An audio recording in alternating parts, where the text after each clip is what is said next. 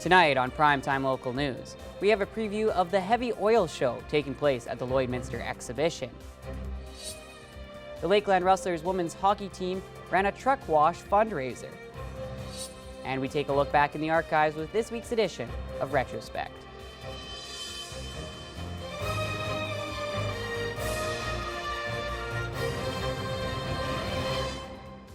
Primetime Local News, serving the Lakeland and Midwest regions. The Heavy Oil Show is taking place at the Lloyd X later this week.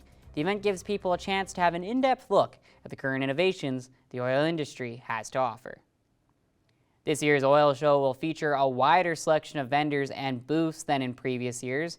Not only will there be oil companies at the show, other industries that work closely with oil will be present. Many more indoor and outdoor booths. This show we opened it up more to the service industry that help the oil companies and this and that. Like we got some car dealerships and this and that there. But Wednesday and Thursday are the big days to get everyone to come through and see what's new in the oil patch. Lloydminster is known as the heavy oil capital of the world. The city's role in the global production of heavy oil, as well as the high population of people working in the industry, make it a fitting destination to host an oil show. Middle of the oil patch here, we all bleed heavy crude, and that's what it's all about. You know, the innovations. We got a boring machine driving by behind you right now. You know, all of this stuff that caters to getting that oil from the ground to market. It's all here. Anyone interested in finding out more information about the upcoming show can go to lhos.ca. And it's time now for Retrospect. Here is Ravi Jayaseelan.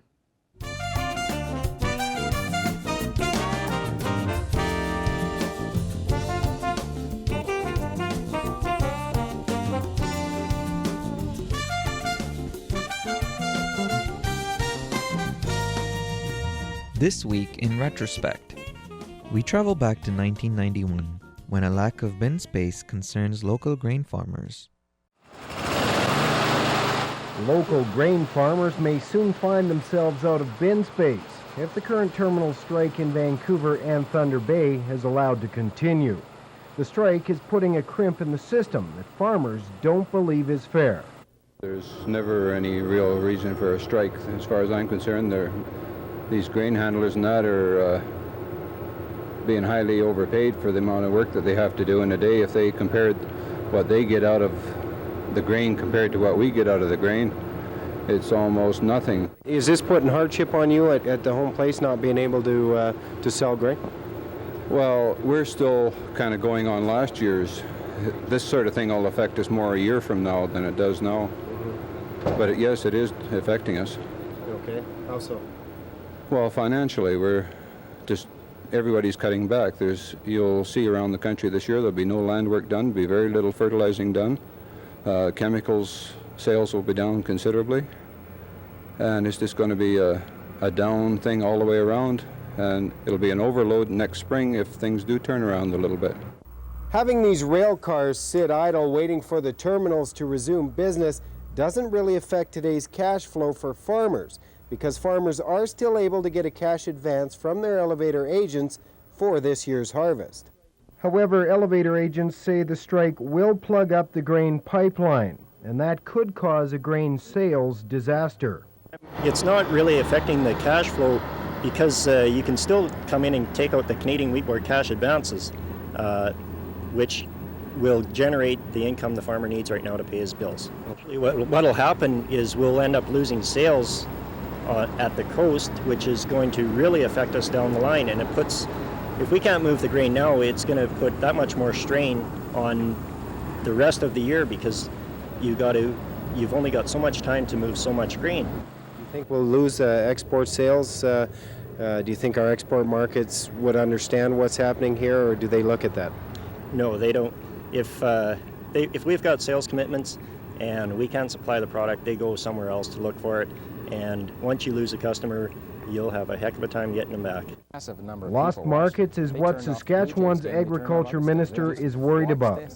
Grant Devine says it's imperative that Canadian grain keeps moving to port and to our customers abroad. They should be treated as an essential service. They should be working, they can negotiate. We've all had to freeze our salaries in difficult times. I mean, it's just important that everybody know that the country needs to have steadfast, steady development, but we just can't afford high raises, and we certainly can't afford to put whole provinces out of business as we go resolve some of the labor disputes. So they should be considered as an essential service, market the grain, and continue to negotiate. However, farmers say if we don't see an end to the strike, and soon, even these lumbering harvest trucks will be forced to stop. Next, we jump forward to 1996, where a collision incites conversation about traffic lights. The collision happened at 40th Avenue and Highway 16 around 8 o'clock this morning by the Legion Ballpark. The RM of Britannia has been pushing for lights here for some time, mainly because grain trucks have trouble crossing the highway. It's been a concern of farmers even before their destination, the joint venture elevator, was constructed. Actually, yeah, there was comments made before the elevator while it was being built of how they were going to get to it from the north. Erna Wine says farmers often make comments about the busy intersection. There's a lot of expressions made about it, but lights would be handy there. Possibly another route from the north somehow. Lights would be probably the quickest, the easiest, but there seems to be some opposition to that. The RM of Britannia has also heard concerns. That's why Reeve Lloyd Andrews says in the long term they'd like to see Ring Road extended to join up with secondary Highway 303 by Heartland Livestock. But in the meantime, Andrews says they're going to try and garner support for immediate action on the installation of lights. We're certainly going to work on it. We're going to take a new approach. We're going to get trucking companies involved and MLAs and probably a petition out there. And I think that our ratepayers and our municipalities support this town. It's the least they can do is kind of cooperate with us a little bit. They've got this thing in their head that they want to take the fastest, quickest route at their own peril. And Mo Aschenbrenner is a member of Lloydminster City Council. He's concerned about the impact the lights would have on the community. it seems to be an axiom that the more lights and impedances you put on the highway, the sooner the bypass happens. And my sense is, do we put a lot of our highway businesses at risk because a few people want a set of lights and are determined to try and get a set of lights at a particular intersection? Lloydminster RCMP say traffic lights would be a welcome addition. We have had a number of accidents here, and it is due to people becoming impatient, waiting to cross the intersection. As for it being a higher rate of incidents of accidents, I would think not, generally speaking, because it's a busy roadway. Even at the intersections where we do have lights, occasionally there are accidents, and that is the case here as well. But I believe traffic lights would prevent some of those accidents that have been occurring here. So are there going to be lights or not? At this particular time, there isn't any planned lights at 44th Street and 40th Avenue. Perhaps in the future, but not at this time. Sherry Lukens, NewsHour. Finally, in the year 2002, we take a look at the impact of drought on the agricultural community. This year's drought has had a huge impact on the agricultural community. Cattle producers, short on feed, have been forced to sell off their animals, and stunted crops have left little to harvest. For many, the effects will not only be felt this year, but for years to come. And that impact is being felt in towns like Vermilion. We're just going to pray for the hope of our community. As a member of a local church, I began to, think about other things besides business prosperity and started to ask myself how we could be relevant to the community. To show support and understanding, a multi-denominational gathering of churches was held Sunday, bringing together urban and rural residents and the business community. To show people that you're there, and that you're not hiding somewhere because you're a banker, or you're not hiding somewhere because you haven't been affected by the adversity, or hiding somewhere because you don't basically don't care what's happening. And basically, I care what's happening. We tend to run on, and especially in a drought, it's easy to get overcome with the difficulty of the situation. And if we stop long enough, we can see that there's always cause for hope. There is always been a dynamic resilience in agriculture. You know, it's famous for the next year country. Peter Walsh chairs the Agricultural Sciences program at Lakeland College, and he says with some help, farmers will find a way to cope and bounce back. We need some major tweaking in the systems, that's for sure. But producers have a way of surviving, and the ag industry has a way of surviving, and I don't think this is going to be any different. This is a severe challenge, certainly, and in this area in particular. But I believe that we'll rise up, meet the challenge. You know, just being a community is what all of us really need, is to have that support when times aren't ideal. That's what we really need is the support of our families and our community. And that's all for this week in Retrospect. Retrospect is brought to you by Webb's Machinery. Find New Holland products at Webb's Machinery, your dealer in Vermilion, Vegreville, Lamont, Wainwright, St. Paul, and Consulate. And Arlene Hofford now joins us for a look at the weather, and fortunately, it's not as drought-like out there as it was back in 2002, but it's still plenty warm out there. And what are we looking at as we get a little bit further on into September here for the upcoming forecast, Lane? Well, yeah, today's a nice day, just some nice room temperature. It's going to get a little bit cooler throughout the week. We can expect some rain later on in the week. Certainly super windy out there. You know, I go outside and my hair's just blowing around everywhere. So, you know, the wind is kind of nice, though, keeps things a bit cooler. It's like a nice fan out there. So, yeah, as we can see, 41 km/h winds. 23 degrees right now here in Lloydminster, 52% humidity. And you can see there's some clouds too, but overall it's a pretty nice day out there for September. Yeah, throughout the region you can see it's about the same everywhere. A little bit cooler, Lac La Biche 17 degrees. Vegreville and Edmonton are 19 degrees there. Bonnyville 21, St. Paul 20, Provost and Vermilion 23 degrees, and Marwayne and Wainwright 22 degrees. Cold Lake 21. Now over in Saskatchewan, it's a little bit warmer. Isle La Crosse up there is 26 degrees. Meadow Lake and North Battleford are nearing 30 there, 29 degrees. Green Lake is 28 degrees. Pierceland, St. Walburg, and Maidstone are all 23 degrees, and Macklin is 24. Of course, Lloyd, as you can see right in the middle there, 23 degrees. Now, tonight's forecast in North Battleford, it's going to get down to 8 degrees. It'll be breezy in the evening, otherwise partly cloudy there, 19 km/h winds. So you will be feeling a little bit of wind there, but it won't be as windy as it is here in Lloyd. Now, tomorrow in North Battleford, it's going to get to a nice 21 degrees there, so it's going to triple the temperature from the night there. Cooler with sometimes the clouds and sun there. You can see there's a few clouds there by the sun. And 13 km/h winds, so again, there'll be a bit of a breeze throughout. And tonight in Cold Lake, we can see 7 degrees. It'll be breezy in the evening, otherwise mainly clear, and 17 km/h winds. So yeah, similar to North Battleford. It's keeping consistent throughout the region here. 20 degrees and mostly cloudy tomorrow morning in Cold Lake, and that wind is going to stay at 13 km/h. Lloydminster 7 degrees, breezy in the evening and otherwise partly cloudy. The wind's going to die down a little bit to 20 km/h. Now let's take a look at tomorrow. 6 a.m. it'll be partly cloudy and 7 degrees. Going to get up to 15 and mostly sunny at noon. Then it'll get up to 18 degrees with a few more clouds at 6 p.m. At midnight, it will be cloudy and 10 degrees. Now let's take a look at your 3-day forecast.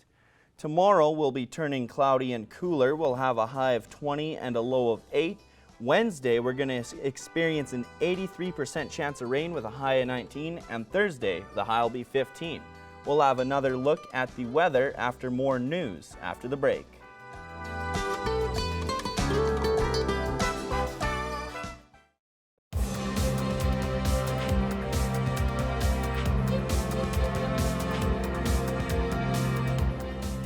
The Lakeland Wrestlers women's hockey team has various community events throughout the year to help cover their costs. And I had the opportunity to head on down to one of their first events of the year. Once again, the Lakeland Wrestlers partnered up with 3 Guys Truck Wash to raise some money by hand washing trucks big and small to help the rustlers with their season costs. And the women had a great time working together and washing the trucks. Oh, it's always fun. Being around your teammates is always a good time. This is where memories are made, not just on the ice. So it's enjoyable, and having the little girls out, we're someone they look up to, so it's fun to interact with them. This was the second year of the truck wash, and 3 guys were happy to partner with the rustlers once again. You know, when they approached us to step on board to see if we could help out, we jumped all over it. A local business can help out, whether it's a hockey team or any type of kids or sporting clubs or anything like that. It's always a no-brainer because it's great for us to get the word out about us, but it's also even better for them to help support them in all their expenses that they got throughout the year.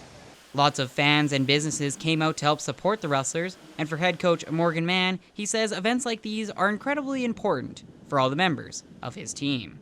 These are always good events and a chance to get out in the community and be active, and it supports us, but it's also good to see our players doing something that's kind of earning that support and meeting some new people and fans, and a chance to mentor the younger players, the younger junior rustlers. It's great for both sides in that relationship as well. So just a good activity to do for both teams. Thomas Wildman, Primetime, local news. The Pets Purpose Animal Shelter Society has a special event planned for tomorrow. Stacey Comer has more on Pups on the Patio.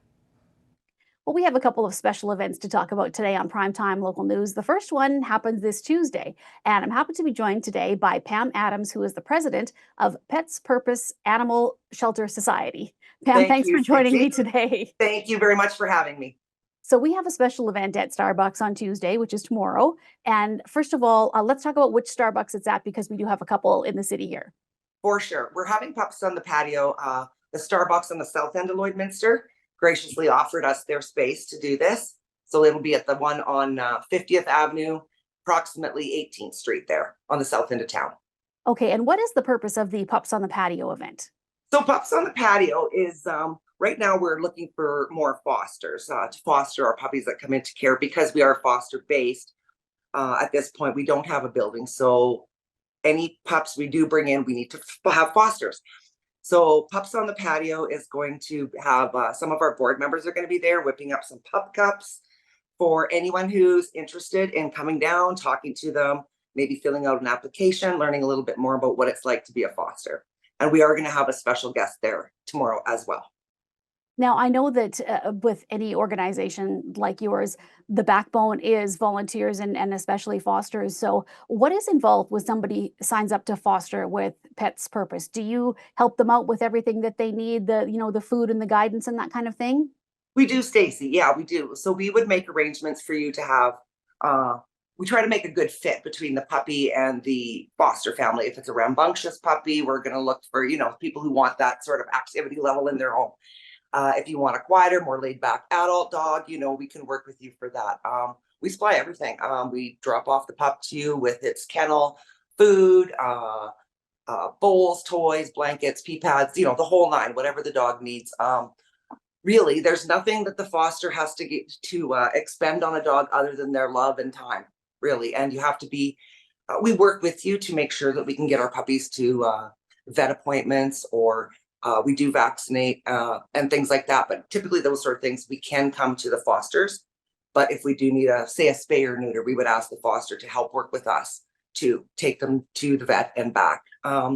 We also support our fosters that if you have a trip planned, or you have an event, or you just need a little break, we do have some backup fosters, and we're always looking for more that can take a puppy for 2 weeks, take a puppy for a long weekend, that sort of thing. So really, love and time is what you need to be a foster. And so what time does the event start tomorrow at Starbucks? Tomorrow at Starbucks, it's from 6:30 to 8:30 at the South Starbucks. That's when we're having Pups on the Patio. Okay, and let's move on to another event that's happening later in September, and that's a barbecue that you guys are doing at Weaver Park, and that is the 18th of September. So tell me a little bit about that barbecue. So that one also is geared to volunteers and fosters. Trying again to get more fosters. This one is going to be a little bit different because we're going to have We have, first of all, you can go on our Facebook page or our Facebook group and RSVP there. We would like that just for numbers. And we're going to be supplying hot dogs, hamburgers, and drinks to people. Not only will our board members be there, but some of our fosters, our current fosters, and some that have been with us since day one are going to be there. So they will be on hand to answer any questions. Someone might give you their experiences, just tell you the good, the bad, and the ugly. Although I don't think there's a lot of ugly. So yeah, so they will be there. And like I said, it's a free barbecue. Just if you're interested in fostering or learning all about it, come on down. We will have board members and some of our fosters there as well. Well, Pam, you guys have been doing such great work in the community, and I know it would be nice to have a building, but in the meantime, fosters are the key, as you said. So one more time for the Pups on the Patio event tomorrow, please give me the location and the start time. Yeah, you betcha. It's 6:30 to 8:30 p.m. It will be at the Starbucks on the south end of Lloydminster. I mentioned earlier, we will have a special guest there. Her name is Bluebell. She is our longest dog in care. She is a 3-year-old pitty mix with a heart-shaped nose. You can't miss that girl. She is going to be there. She's available for adoption. She is a really, really sweet dog. She has certain needs. She needs to be in a home with, if you're going to have kids, they have to be a little bit older and dog savvy, and she does need to be an only dog. So she's been in our care for 90, just shy of 100 days now. So she will definitely be there wiggling her heart-shaped nose at everybody, turning on the chart. But it's tomorrow at 6:30 to 8:30 at the Starbucks, Southside. Well, Pam, thank you so much for joining me, and it'd be a great event, even just to go out and, like you said, have a chance to meet, a cute little puppy that you could maybe take home at some point. I guess she's not so little anymore, but no, and she's also, not. yeah, just to learn too, because you guys are fairly new, and just to learn what it takes to be a foster. And I know that your organization is so helpful with all of that. So good luck with both events, Pam, and thank you so much for speaking with me today. Thank you very much, Stacey. And thank you, Stingray, for you guys, all your support. It's been awesome. Thanks so much. And now we're going to take a look at your cute pet pics with our pets of the day.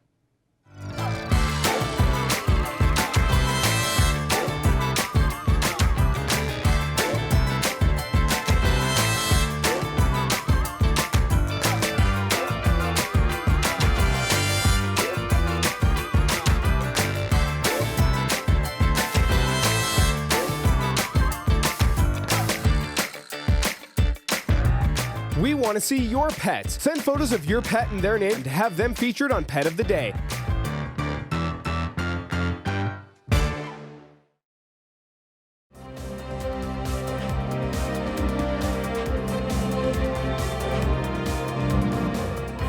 Welcome back. Lloydminster's biannual heavy oil show begins this week.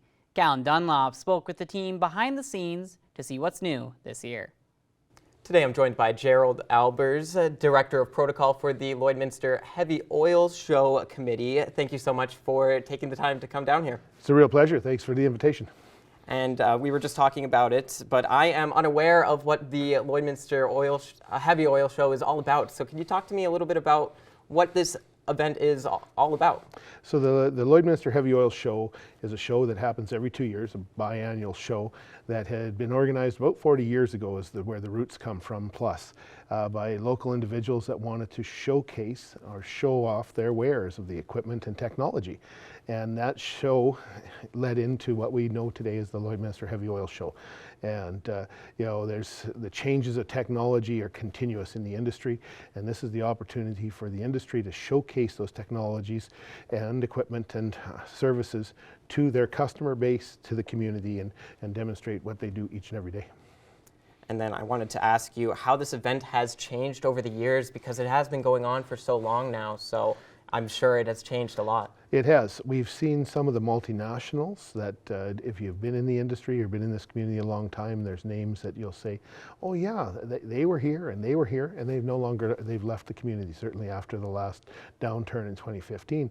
But we've also seen an upsurge of small companies started because some of that surplus equipment was sold off and people said, I think we can make a go of it. So we've seen that evolution of companies. The technology is absolutely incredible, you'll see at the show, and how it continues to evolve from safety to the environment to basic production. And as they like to say, there's continuously improvements to the original mousetrap, and the same thing happens with what work is done with pump jacks, PC pumps, all sorts of things, even valving and all sorts of items that affect everyday efforts in the oil patch to improve production, to be safer, and again, to address the environmental concerns that are raised. And then why do you feel like it's so important that Lloydminster is the host of this biannual event? Well, we really carry the title of Canada's heavy oil capital of Canada.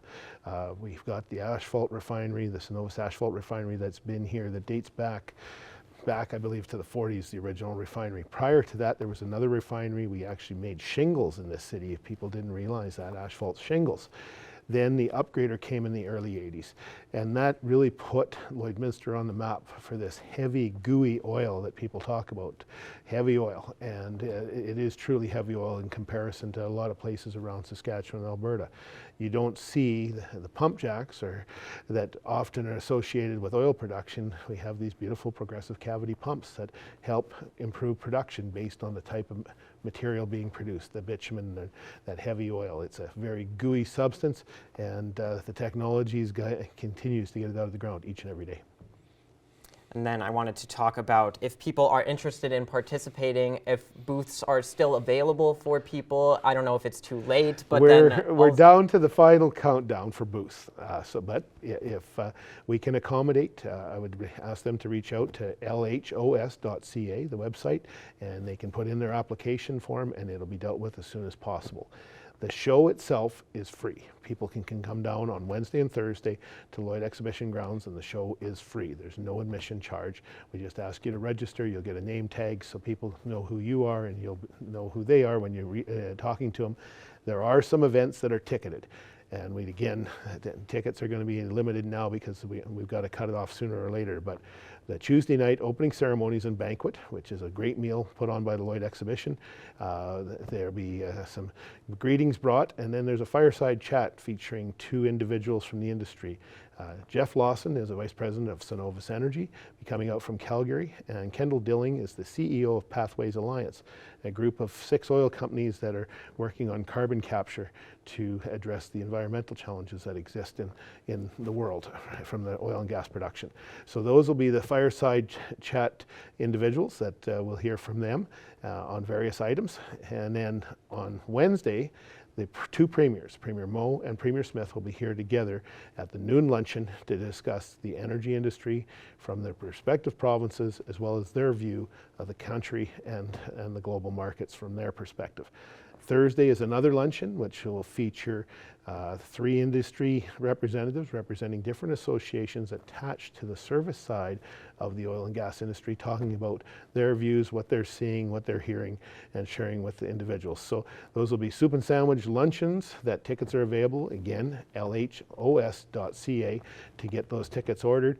There will be a few extra tickets ordered, but once those tickets are gone, as you can appreciate, when you give the caterer a number, they have to be able to provide the food. So don't hesitate. We ask you to get on it as soon as you can.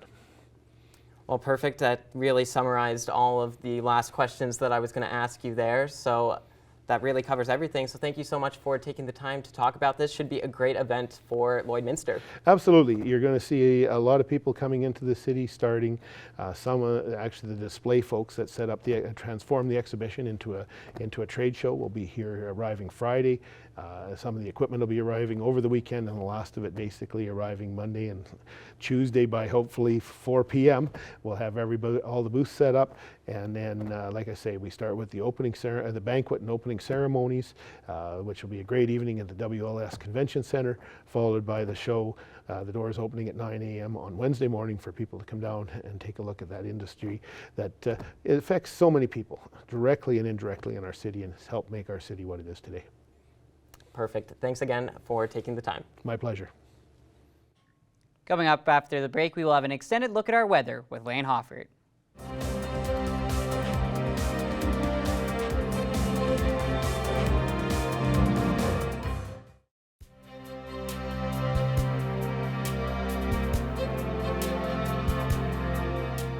Welcome back. Let's take another look at your weather. Right now in Lloydminster, the wind has gone down a bit. It went from 41 kilometers an hour down to 33, still 23 degrees outside and still a little bit of clouds. Now tonight in North Battleford, it's going to be 8 degrees. It'll be breezy in the evening, otherwise partly cloudy, and 19 kilometer an hour winds. So yeah, that breeze will be a little bit noticeable there and a few clouds to go along with it. Tonight in Cold Lake, it'll remain pretty much the same as North Battleford. A little bit cooler there, 7 degrees rather than 8. It'll be breezy in the evening, otherwise mainly clear, and 17 kilometer an hour winds. Now tonight in Lloydminster, it'll be 7 degrees and breezy in the evening, otherwise partly cloudy with 20 kilometer an hour winds. So the wind will go down once again, but it will still be noticeable winds here in Lloyd.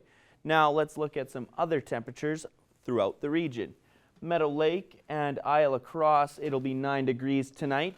Bonnyville, Provost, and Paradise Hill will be 7 degrees, all of them in the mainly clear to partly cloudy sort of range. Sky will be looking similar throughout. Same here in Myrnam and Wainwright, it will be 6 degrees. Unity and Calgary 7 and Pearceland 9 degrees. Calgary with a 59% chance of rain. Now for your 7-day forecast, you can see we're going to get some spurts of rain throughout the week. Tomorrow the high will be 20, Wednesday the high will be 19, and Thursday the high will be 15. We got a 83% chance of rain Wednesday, 64% chance on Friday, and 55 on Monday. Yeah, I'm looking forward to the slightly cooler temperatures. These too hot temperatures, when you don't have air conditioning, it's not my favorite. But yeah, I'm looking forward to these cooler temperatures. It'll definitely be nice. We're starting to really get into fall now, and the rain will be kind of nice. I do like the rain. Awesome, perfect. Well, thank you guys so much for watching us today, and we will see you tomorrow.